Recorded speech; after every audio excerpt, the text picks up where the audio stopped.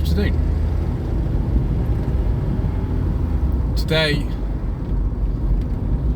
is the 10th of July and it's time for yet another not particularly interesting, very vague and probably quite boring vlog.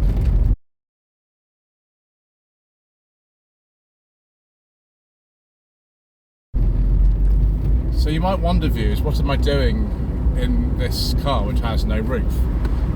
There is a reason for that, and we will get into it. But I'm very grateful to Max from Discount MG Rover Spares, DMGRS, letting me borrow his 2001 MGF 1.8 for a week or so to go to a particular event. I hope you can hear me, viewers. It's probably a bit loud with the roof off, but this is, you know, summer in Britain, and this is why you want to drive a car like this. So, having wondered for quite a long time what I was going to do about various MG and Rover events that I'd be attending over the next few months, I remembered that Max had said to me, if you ever want to borrow any of his cars, then let him know. So I said, have you got anything for me to borrow? And he said, well, yes, I have. I have this green MGF that's just come out of a bar, and it's just been put back on the road. I'd like to drive it.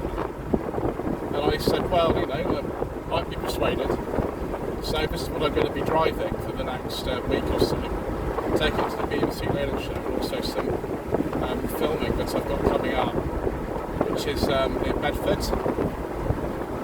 Before we get into a bit more of that, we'll take a break here and we'll have a little shamble and shuffle around an event I attended. It was run by the Testifying Motor Enthusiasts last week.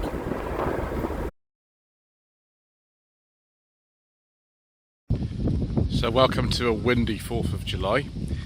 Obviously there are things going on today, one of which I won't mention because this is a motoring channel. But yes, it is Independence Day as well. This is the Flower Pots Inn at Cheriton, which is Coddington in Winchester in Hampshire. And the Testifying Motor Enthusiasts have had a run to the pub. First of all, we have this GTM.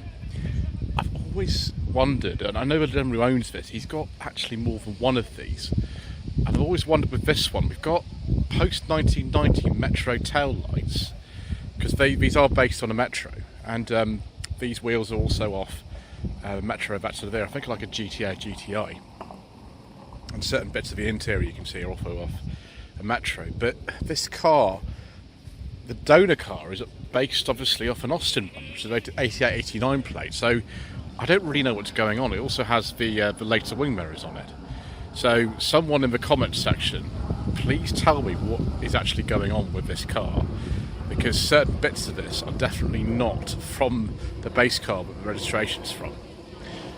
Yeah, lots of GTMs in the sort of 90s and 2000s were based on Rover products. Then we've got first of two Triumph Herald 1360. This is I think a 69, this one. It's got the Mini-Lite style wheels on it, which actually look quite good on one of these. I have driven a 1360 Herald, which is a 68, but also had Mini-Lite style wheels on it, and that one, well, they put a 1.5 engine in it, but they hadn't improved the brakes, so that was interesting driving that. Also got this very late 205 GTI to 1.6. Apparently this has been in the family for quite some time. It's totally standard. It's not perfect by any means, but it's quite good. The owners also have an Austin 7, and I think this is actually worth more than an Austin 7 now, actually, this one. I could be wrong, but I think so. Maybe somebody in the comment section below can tell me whether that's the case. I thought these 205 GTIs were very expensive now. Then we've got 2001 MGF, a very late one actually. The last of the MGFs were on a 51 registration. I think they've discontinued February 2002. I like the colour of this. And actually, we might be driving an MGF on the channel very soon. Having driven an early E30 BMW 3 Series recently, I'm actually quite intrigued to see this 86-87 316 base model with a manual gearbox on wheel trims. I think this is around the time that they were facelifted around on a D plate. I could be wrong. And someone's got a sort of different bumper on there at the front, which the fog lights don't quite match up. But it's very rare to see a base spec one like this, which is nice. Gentleman on our table has bought this Mark 1 Stag along, which you've seen many times before. It goes to everything, this car. So 71, 72 on a K plate. It's the same sort of era as the Mark 1 Stag that I drove in 2023. This one though is a manual. The one I drove was automatic. Excellent. It is nice, this actually. The alloy wheels are correct for the car. They're actually an option. The one I drove didn't have alloy wheels because not all of them did. But yeah, the chrome sills as well. Some of them have them, some of them don't. That is rather nice. Promised you another Herald 1360, and here we've got another one. This is a tonneau cover fitted at the moment because for some reason weather's sort of turned a little bit threatening. It was very sunny when we arrived here. Similar year to the other one. I think this is a 67 or 68 on an F. I don't know whether I prefer this one, the other one, or not.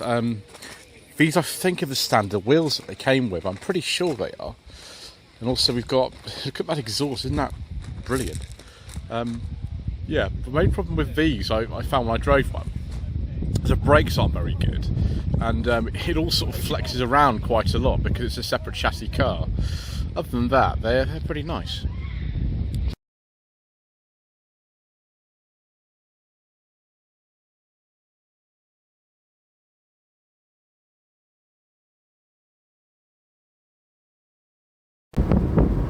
So we've got Scottish Shake going on. There will be an episode no budget reviews on this car, and I think I'm going to have to drive it a bit more slowly actually during that. You can see the whole car shaking. That's just what these are like. So yeah, so I put a bit on my insurance. It was only, I think, £18.50 for the week, and I've obviously got to put some fuel in this. But apart from that, everything seems to be working. The only thing that doesn't work apparently is the heater on speeds 1 and 2, which is obviously a common problem with a lot of the MGs and Rovers of this period, and that needs sorting out. But what I can see, the throttle's a bit sticky in this. You've got to push it quite hard, a lot harder than most of the cars that I own. Obviously I'm used to electronic throttles, but brakes feel good. Steering is superb. Yeah,